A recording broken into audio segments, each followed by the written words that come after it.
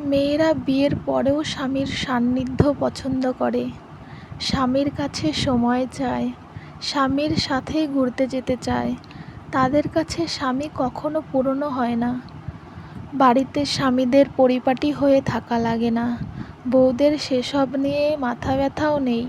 তারা শুধু চায় হাত থেকে ফোনটা সরিয়ে স্বামী যেন তাকে সময় দেয়, তার কথা শোনে, কিংবা তাকে কিছু বলে।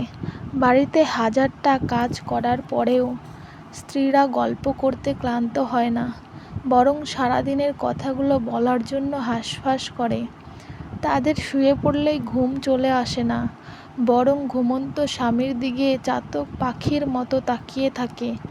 এই পুরো বিষয়টাতে টাকা পয়সার কোনো হাত নেই, সৌন্দর্যেরও হাত নেই, বিষয়টা ভালোবাসার। স্বামী সুন্দর হোক কিংবা অসুন্দর, টাকাওয়ালা কিংবা গরিব, পুরনো কিংবা নতুন, এইসব কিছুই সত্যিই কোনো ম্যাটার করে না। তারা শুধু ভালোবাসার মানুষটাকেই ভালোবাসে। অথচ পুরুষ মানুষের কাছে ব্যাপারটা উল্টো। তাদের কাছে বউ পুরনো হয়, বউকে ভালো লাগে না, বউয়ের কথা ঘ্যান ঘ্যান মনে হয়।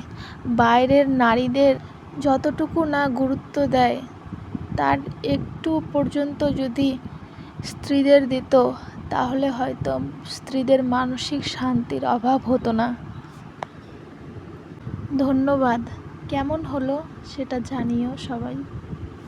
একটু চেষ্টা করলাম একটা পোস্ট দেখার পরে।